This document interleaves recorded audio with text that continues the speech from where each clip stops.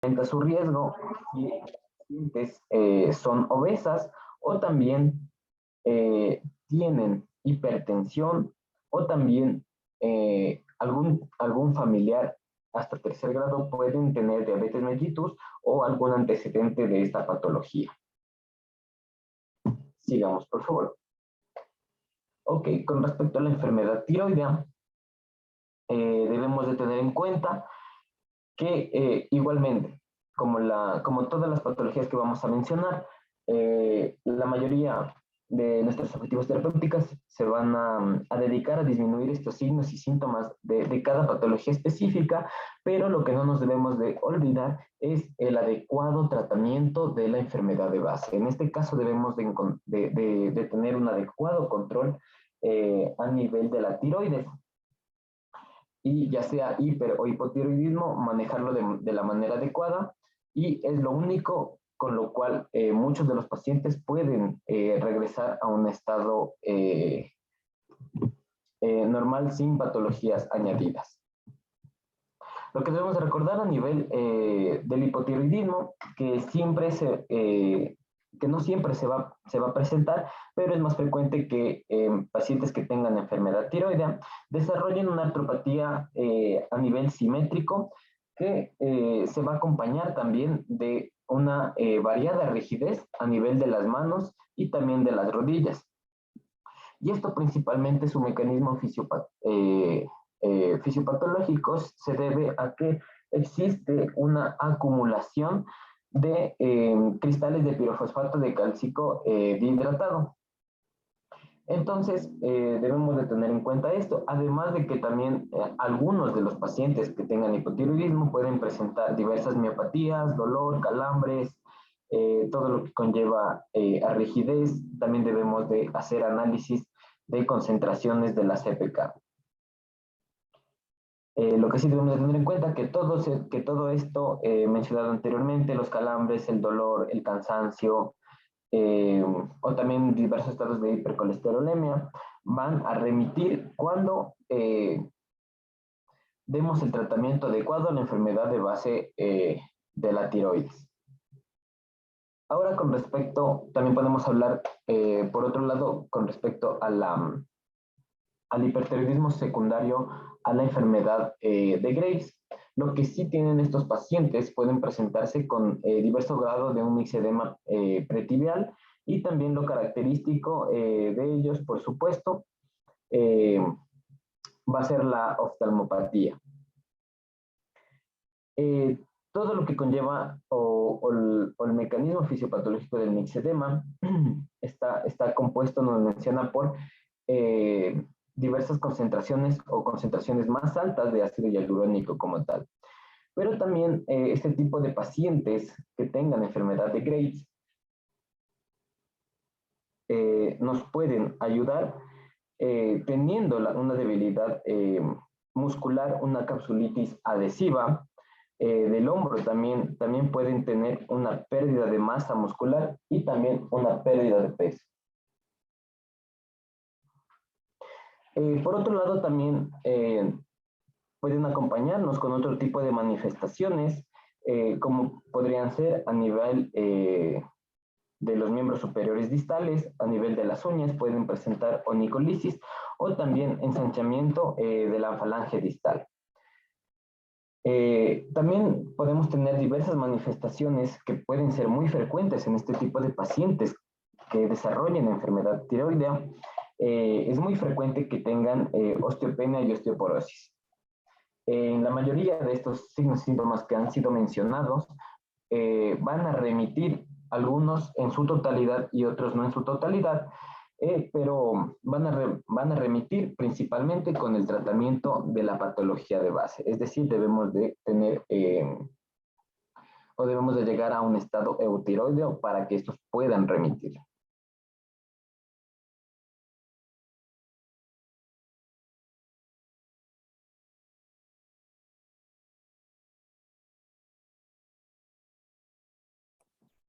Bien, ahora hablaremos sobre el hipoparatiroidismo, que este está provocado o causado, bueno, de forma general, de etiología autoinmune, quirúrgica o congénita en relación a la etiología autoinmune está dado porque existe en las glándulas paratiroideas un síndrome que se lo describe como un síndrome de carencia endocrina aislada o insuficiencia de las glándulas endocrinas. En relación a la etiología quirúrgica es cuando un paciente ha pasado por un proceso de extirpación extensa del tejido paratiroideo, y en relación a un trastorno congénito de etiología congénita del hipoparatiroidismo tiene que ver cuando existen defectos o mutaciones en el receptor sensor de calcio.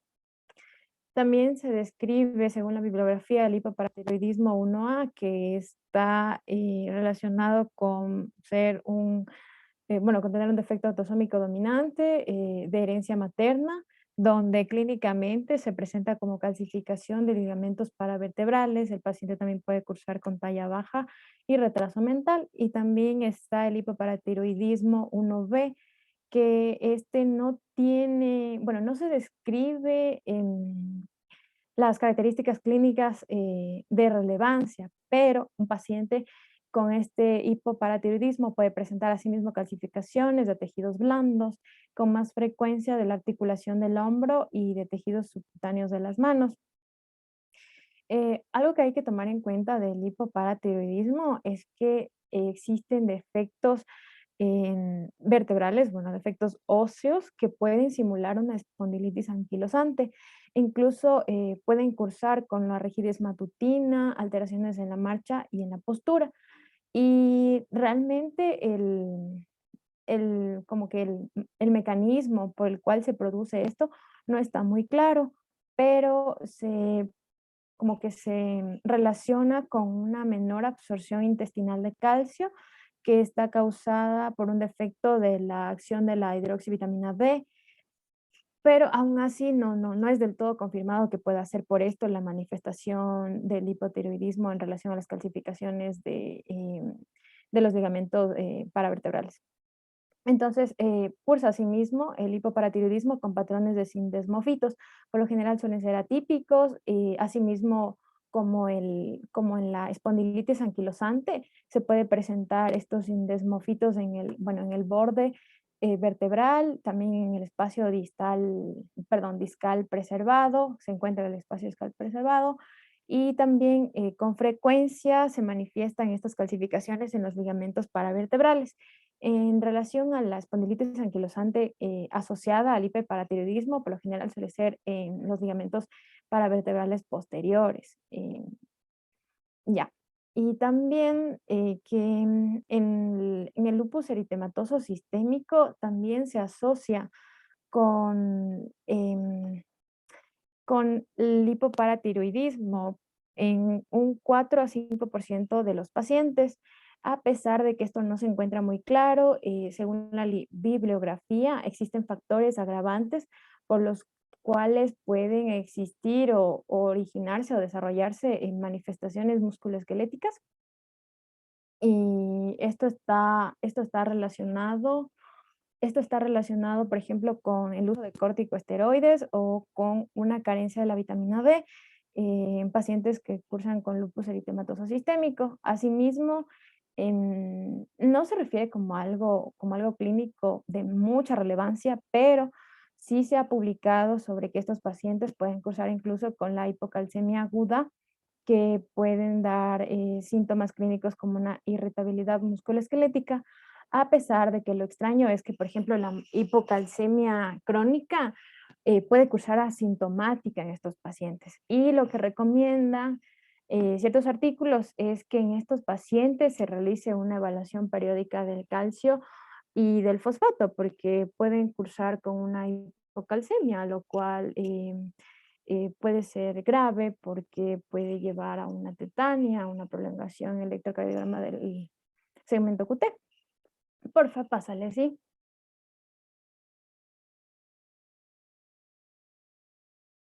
Ya, también tenemos el hiperparatiroidismo y bueno, está dividido asimismo en primario y en secundario.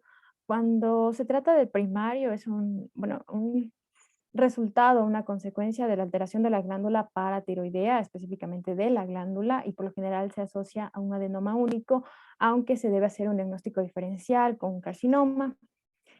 También tenemos el hiperparatiroidismo secundario, y este tiene que ver con una afectación del resto de órganos que tengan que ver con un calcio sérico bajo o con una carencia de vitamina D. Aquí se ha relacionado, por ejemplo, la afectación renal, por ejemplo, en pacientes con enfermedad renal crónica, también en pacientes con osteomalacia. Y, por ejemplo, en pacientes con una afectación renal pueden cursar incluso con una enfermedad por depósito de cristales, en donde se refiere que, por ejemplo, el urato sódico les puede llevar, obviamente estamos hablando de complicaciones graves, ¿no? Le puede llevar incluso a una gota aguda, y en cambio el depósito de la hidroxiapatita de fosfato de calcio básica, los pacientes pueden cursar con una sinovitis aguda o una inflamación periarticular.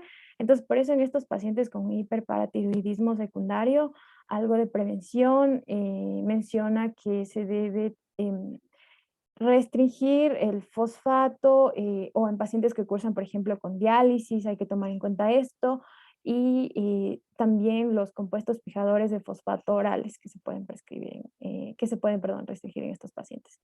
Entonces, como síntomas del hiperparatiroidismo que tiene que ver con afectaciones reumatológicas, es, por ejemplo, las imágenes de acá abajo, como vemos, es una osteofibrosis quística, que existe bueno, una alteración de los osteoclastos, y lo que va a hacer es bueno, un cambio de estas células por tejido fibroso.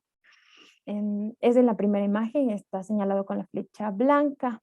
También, que es muy característico del hiperparatiroidismo, la recepción subperióstica, y es por esto que más adelante vamos a ver unos cuadritos donde se puede hacer un diagnóstico diferencial con la artritis reumatoide. Y también que en este hiperparatiroidismo se puede presentar em, la reabsorción en penacho distal, o sea, de las falanges distales. Porfa, pásale, ¿sí?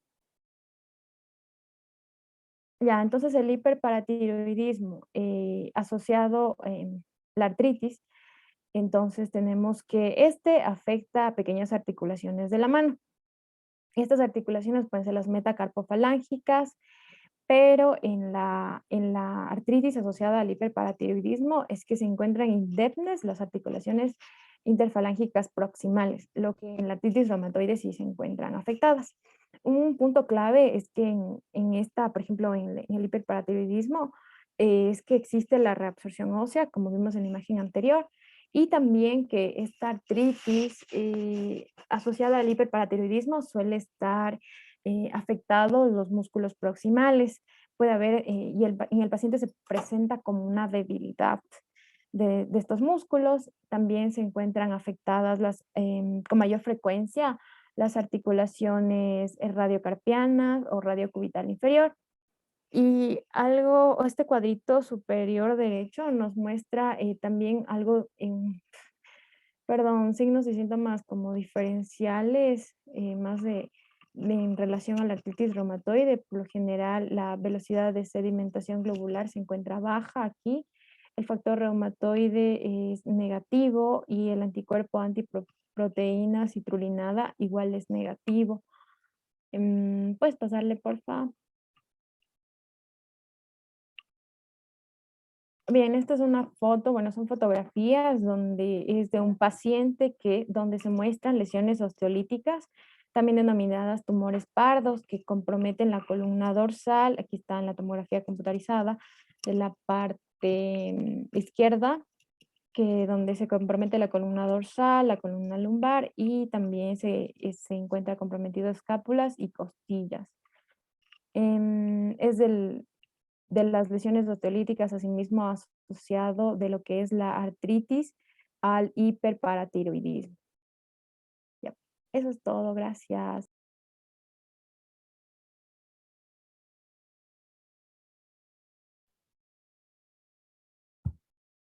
Ok, chicos. A ver, importantísimo, sobre todo en los pacientes que son diabéticos, hacer una diferenciación de las manifestaciones osteoarticulares. ¿Por qué? Porque el paciente diabético puede presentar 7 alteraciones osteomusculares, como las que dijo su compañero. Una de las más importantes, obviamente, siempre va a ser la neuropatía. La artropatía por neuropatía diabética puede igualmente hacer que tu paciente llegue con un proceso de dolor, pero siempre vamos a tener que preguntar si el dolor es articular o el dolor es no articular. Y si es un dolor no articular, es que es un dolor articular localizado, es difuso, o hacer las preguntas, obviamente, para ver si es un dolor neuropático. Siempre va a estar relacionado con la alteración metabólica, si está controlada o no está controlada la alteración metabólica. Recuerden que pacientes diabéticos pueden pasar mucho tiempo para que se glicosile lo que son la parte del tendón y la parte de los ligamentos y que puedan provocar dolor. Así es que puede ser que pacientes que tengan muy poco tiempo de diabetes, pero que tengan una diabetes muy mal controlada y empiecen a presentar sintomatología. Aparte de la neuropatía diabética, otra de las cosas muy comunes son los dedos en gatillo. O sea, la tendinitis del flexor. Son pacientes que dicen que tienen el dedo engarrotado y les molesta y les duele cuando van a hacer la flexión y la extensión de su dedo. Eso también es muy frecuente. El proceso de amiotrofía muscular a nivel de lo que es el hombro. También puede provocar lo que el hombro doloroso por pérdida de la masa muscular o puede provocar hombro doloroso por alteración en el manguito rotador.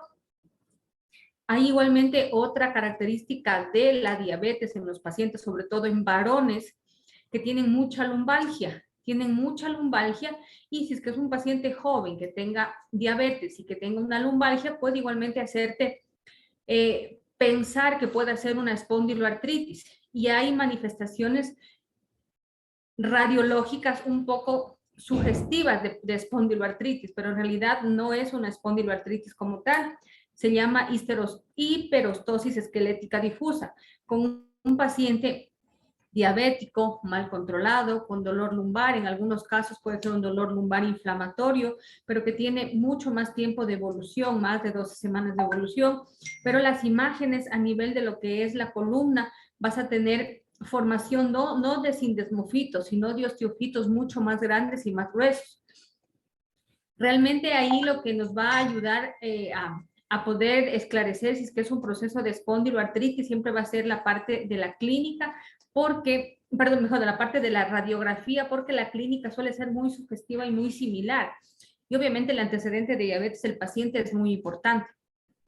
Dentro de lo que es el hipotiroidismo, en el hipotiroidismo tenemos pacientes que tienen igualmente dolor articular, que puede ser dolor articular mecánico, que puede ser poliarticular, porque tienen alteración de hipotiroidismo, con dolor, con intolerancia al frío, con ganancia de peso.